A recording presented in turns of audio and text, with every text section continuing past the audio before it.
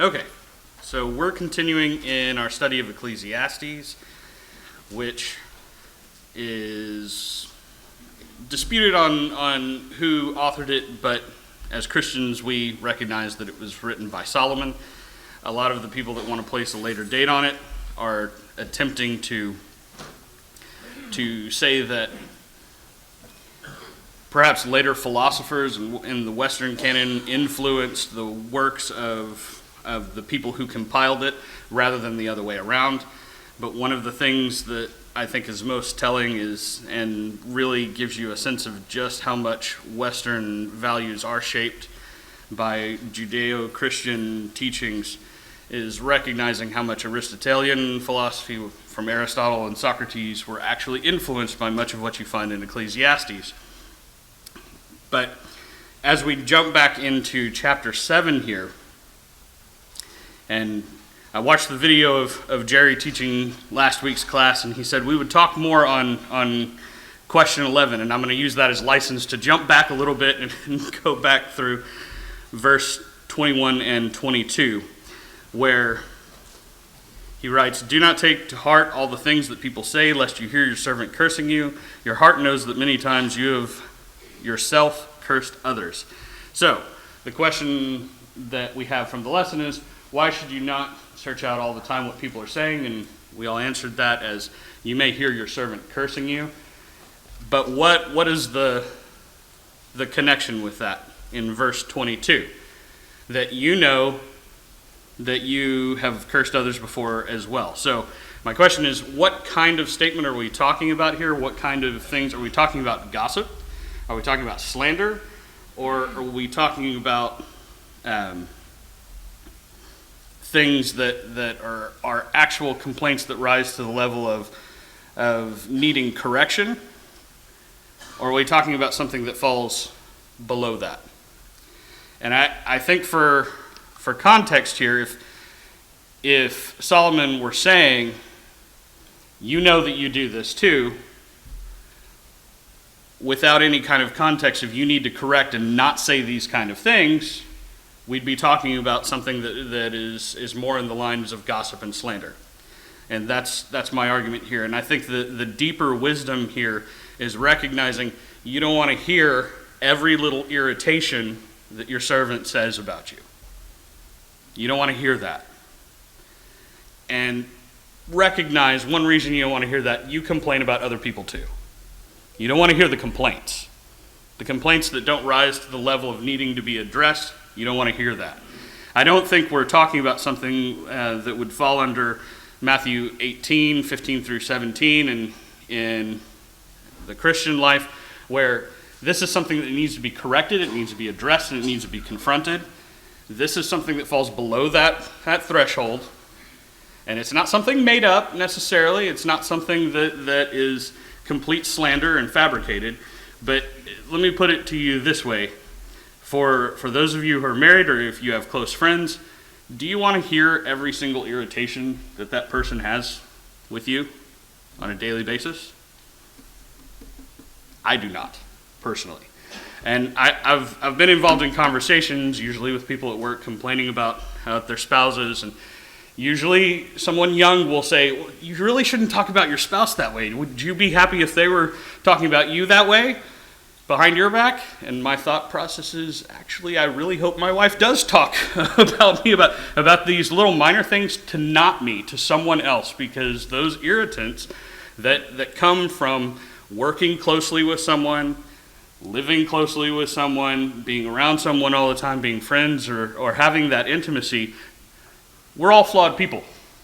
And we all irritate the people around us. And those little things you don't need to hear about. And I think that's part of the wisdom of what Solomon is saying here. Don't seek out hearing all of that. You don't want to hear all of that. That's not going to be good for you. And if you become obsessed with what everybody else thinks about you all the time, you're going to become very self-centered or paranoid. And that was the word Jerry used last week, was paranoid. You don't want that kind of paranoid mentality. So just recognize that, hey, you complain about others, and let your servant complain about you without you seeking to know every little thing that he says. I think is the context here. Verses 23 and 25 are interesting as well. Can you think of a cliche or a way that we put this across in our parlance of our times?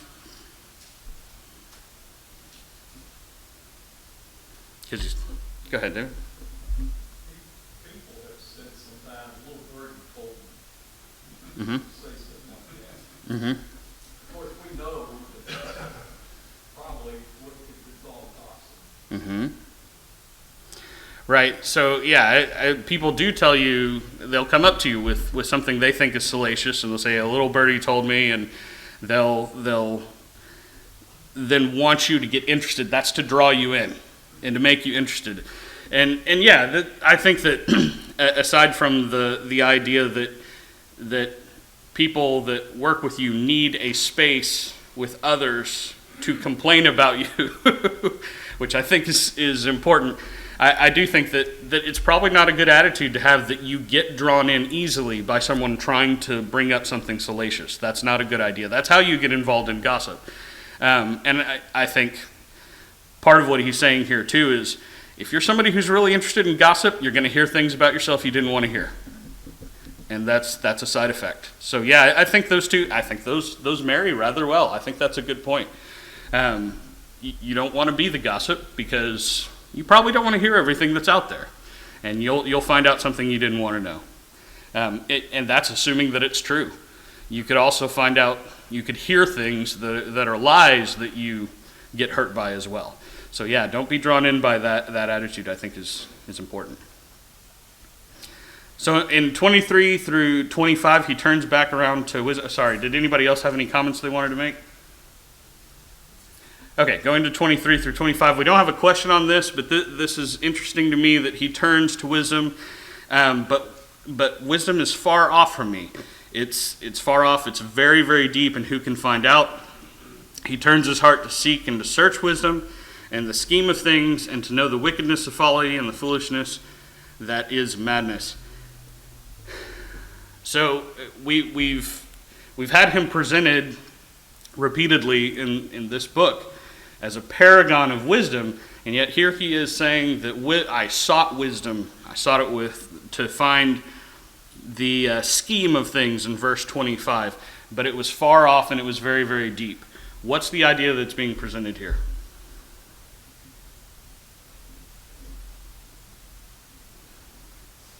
I know what came to mind for me was the cliche of, the more I know, the more I realize I don't know. And that's kind of the idea. I think that one of the marks of someone who possesses wisdom and someone who has learned quite a bit is the recognition and that humility of knowing the more you know, the more you realize how much is not known, and the real scope of how much there is that is undiscovered, that is beyond perhaps human understanding about the world and then the universe in which we exist. The depth of wisdom that is God, appreciating that makes one humble and makes one realize that no matter how much wisdom I gain, I'm never going to understand the full breadth of what's going on here, because it's so far beyond my capability. So I think that's, once again, this recommends Solomon as a particularly wise writer, as he's bringing these things to our forefront and to our notice, the things that he's observed. Okay, so let's look at question 12.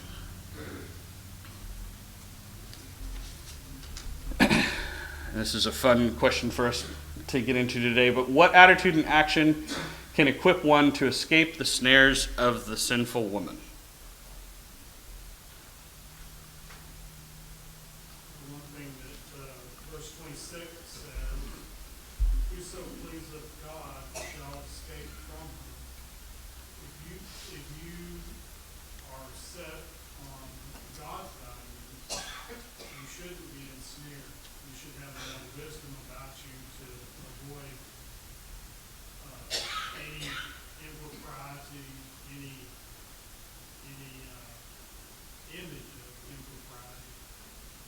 Okay, so that idea that you're God-centered, your values are centered on what God's values are.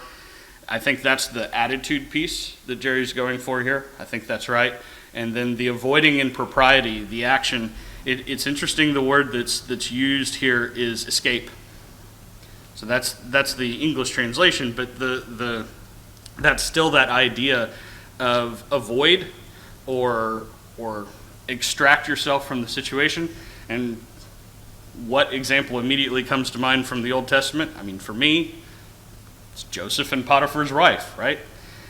In Genesis chapter 39, verses 11 and 12, where Potiphar's wife grabs him by the outer garment and says, "Lie with me," and he leaves the outer garment in her hand and flees and runs out the door after having told her that he's not going to do this because as it would be sin. That's both of those in action, right? It's the attitude and the action. He's got the godly attitude, I'm not going to do this thing because this would be sin against God. And then he has the action of, I'm going to take the avenue of escape and I'm going to get out. I think that's what Jerry's going for in this question. But it's definitely, you got to have that attitude first or else you're not going to take that action. And that's what Solomon's calling attention to here.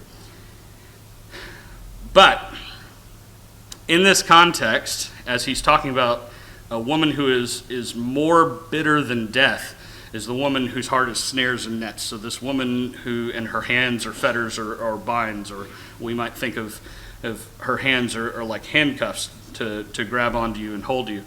In this context, what does he say in question 13? What had Solomon not found as he was laying one thing to another?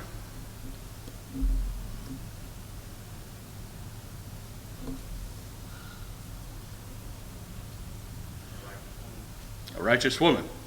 Now, it's important to note that how many righteous men had he found in the same context? Just one, right? So he's found maybe one man among 1,000 who is what he ought to be, and that's the intricacies of the Hebrew here. Most of the exegetes, although they all have different application of this, and I want to get into that a little bit, they all agree that the formation of the sentence here is, the idea is, I have found one man among 1,000 who is what he ought to be as a man. And the same thing is applied to women, who is what she ought to be as a woman. And the idea in the same context here, in verse 29, you see, God made man upright. So the context is very much a man who is upright in what he ought to be, a woman who is upright in what she ought to be. Now, it's hyperbolic language. It's meant to say, is he literally counting out 1,000 people and then numbering which ones are upright and not? No, of course not. It's meant to say this is rare. It shouldn't be so rare, but it is rare. But then he does draw this contrast between the sexes, and my question is, do you think that this is a subjective statement from the perspective of Solomon, or is this an objective statement from the perspective of the divine when he compares the two sexes? And then if you're going to say that it's objective, I'm going to ask you, how do you harmonize that with Proverbs 31? And how do you harmonize that in the New Testament with 1 Peter 3:7 when women are joint heirs with men in Christ? To me, one of the things that's notable here is considering who Solomon was and what his experience was with women. And notably, he's known to have had around 300 wives and around 700 concubines, which is about 1,000. So keeping that in mind and keeping in mind that it was his wives that drew his heart away from God, and we find out that that's his fatal flaw. What's the context here in this subjective statement? Maybe Solomon wasn't the best person to be looking for a righteous woman in the way he was going about it, possibly. That's one aspect. I think that there's something to be said for our perspective changes when desire enters into the discussion. And I I think that there's some wisdom to be found here in the way that you hear courtship talked about in modern times about, and you hear it from both genders. Where have all the good men gone? Where have all the good women gone? If it's subjective, it makes more sense. It's a little easier for me to find a friend who works with me, but man, it's really, really hard to find a mate. That desire becomes a clouding influence and becomes difficult. It also becomes a blinding influence. You tend to not notice someone who might have good qualities, but you don't find particularly desirable right up front. So I think you're going to have trouble if you're going to say that this is a divine inspired statement meant to call out women in particular as unrighteous. You're going to have a problem with that. But there are exegetes that want to take that position with this verse. I don't think that's the proper application, though. You mentioned Proverbs 31. The first thing that's interesting about Proverbs 31, the first one, it's not Solomon talking, it's King Lemuel. But then in verse 10, even he says, a worthy woman who can find for her price is far uprooted. Now, the discussion of chapter 31 is a righteous woman. Mm-hmm. But that wife should be cherished because she is righteous. And then when you look at 1 Kings 11, where it talks about all the wives of Solomon, it says that when he was old, they brought him down. He was displeasing to God because when he was old, he was brought down by idolatry from one of his foreign wives. So you've got to wonder, when you look at the last chapter of Ecclesiastes, when you realize to fear God and keep his commandments, because that's the whole deal, did he have an awakening at the last minute? I've always wondered that. When you compare 1 Kings 11 and then the last chapter of Ecclesiastes, did he finally realize that the infection and repent? And I don't know that, and I haven't studied this question, so I don't know whether there's a tradition or any kind of knowledge on when the book was written in his life. But that's an interesting point. And talking in 1 Kings 11, where it's his many wives when he was old drew him away from God, and then that idea the last chapter of Ecclesiastes maybe being a reaction to or a recognition of that, when he says that the whole duty of man is, as you said, and I am repeating things, but that's mostly for the audio recording, just to let everybody know. So what was said was that it's interesting if you go to Proverbs 31, that's King Lemuel talking, not Solomon, notably, but then a woman, and I'll come back to this as well, but then a woman who is virtuous and righteous is precious beyond measure, and we'll come back to that in a moment. But then moving to 1 Kings 11, where you are talking about Solomon's wives and how they draw his heart away, was the last bit of Ecclesiastes, and also this 7th chapter of Ecclesiastes, perhaps him recognizing the problem in his own life. I think it very well could be, but whether you've got Ecclesiastes coming after he's had this fall because of his wives, or, and I had it backwards, verse 3 of 1 Kings 11, 700 wives and 300 concubines, not the other way around. But whether it was written before or whether it was written after, if it's written before, it's wisdom that he should have followed but didn't, or whether the context of 1 Kings 11 saying that his heart was turned away, whether it's a recognition, either way, it's either a cautionary tale of even someone who knows what they ought to be doing can be drawn away, or it's a cautionary tale from the perspective of don't do what I did. Either way. So I think that point follows no matter what the historical context is and which it came first. But getting back to the Proverbs 31 discussion, where a righteous woman is precious beyond measure and ought to be cherished, was the word I think you used.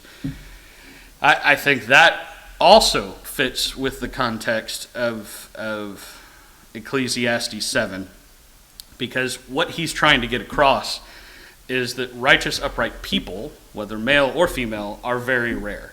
And perhaps you bring into that discussion just the concept of to a man, to a husband, a righteous, upright woman is going to be far more precious and feel more rare than a righteous, upright male friend ever could anyway.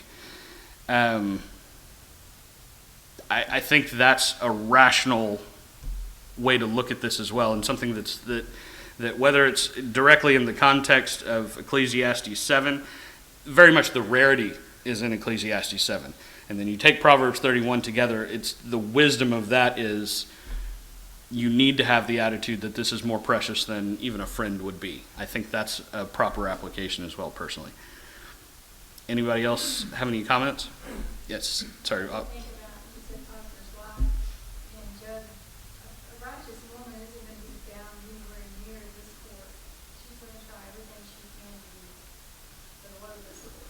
That's an excellent point. A righteous woman, you're saying in the court of Solomon? Yes. So that's an excellent point. The court of Solomon and the harem of Solomon was probably not a place that a righteous woman would have been comfortable. You've got a strong point there. So is it really any wonder that he's not coming across righteous women? No. If he's making this statement subjectively, it kind of fits. David, did you? Similar thought to what Pete said, but I would say that Solomon, it looks like his primary motivation in marrying these women was for political reasons. I would say. I mean, because the first wife that showed that he married was the daughter of Pharaoh, or something like that. And it looked like that was one of the motivations why he married these foreign women. For political. I definitely think if we're going to say it was one of the motivations, I agree. If it was one of the motivations, I certainly agree that politics and forming alliances with the different nations that he was marrying these women from, that was certainly one motivation, I would agree. Mm-hmm. All right, let's move on to question 14. Which will close out this chapter. Is God to blame for man sinning? Why or why not? I'm adding the why not.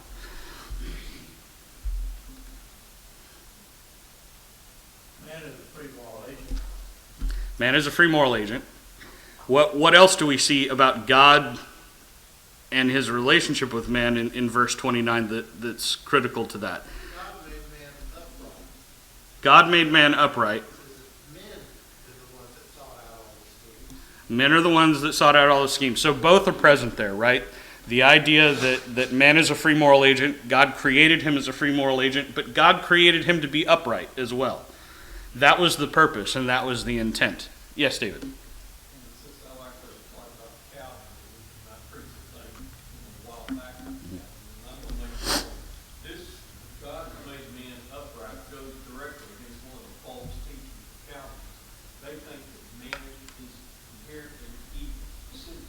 Total depravity, right? Total depravity. Yes. Exactly. Part of the truth is why, we need to have him compassion. Right. So Right there destroys that idea.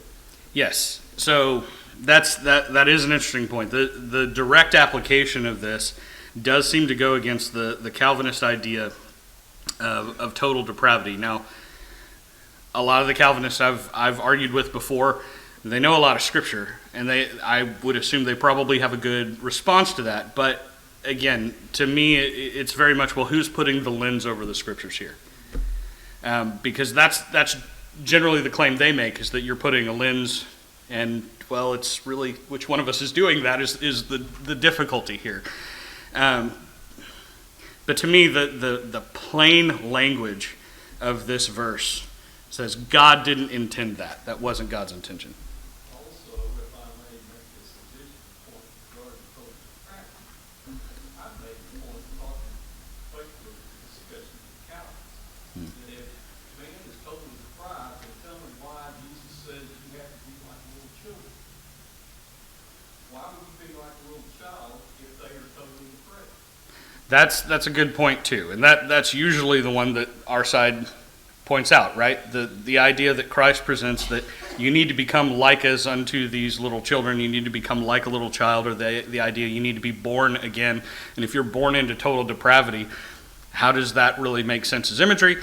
And connecting it to this, I think that there's also a connection to be made with Genesis, and this is not necessarily dealing with Calvinism, but it's a criticism that's oftentimes made of God, and I think sometimes by atheists that just don't like the Bible, and of course they don't believe that there is a God or that it's divinely inspired, but they're still making the argument against the religion itself, as why on earth would a just God that wants good things for his children place the tree of the knowledge of good and evil in the garden?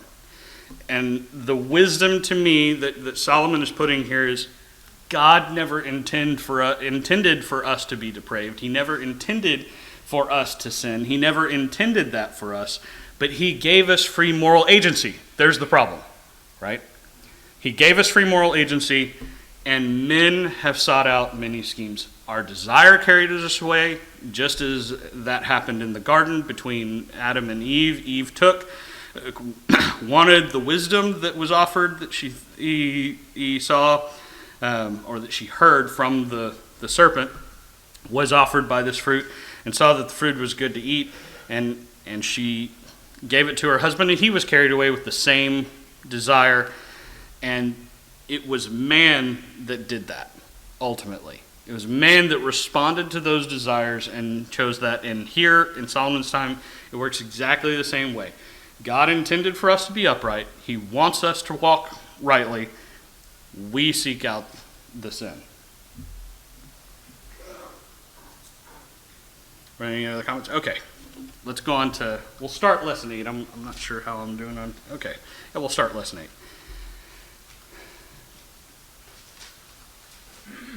I think we answered Jerry's question there, that is God to blame for man sinning? No. God made man upright. We are the ones that do it. Okay. So, starting lesson 8, we move to chapter 8 with it.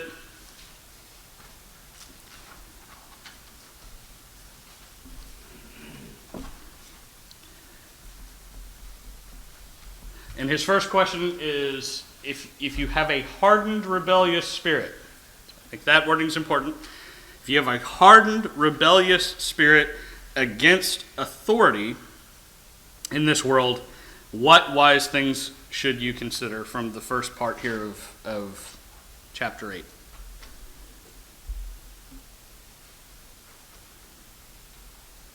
Hardness of spirits would be manifested hardness of face. You're going to exhibit it to the world. Okay. That's good, and that's something that I hadn't written down. But in verse 1, when it talks about a man's wisdom makes his face shine, that's one image.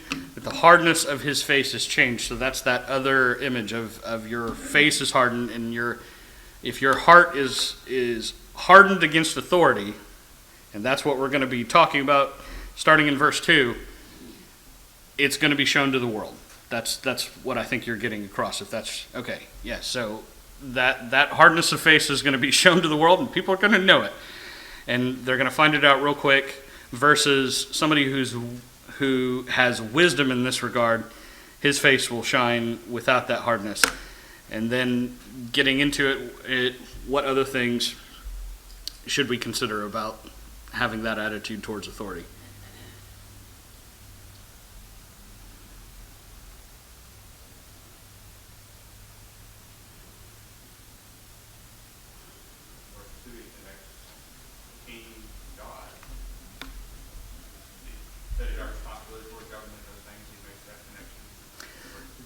for sure, and that can get real complicated real fast with the way people apply it. But I think that the salient point in verse 2, to your point, that he's connecting the king's authority with God, and oaths in this time period of oath of fealty to the king, making that oath,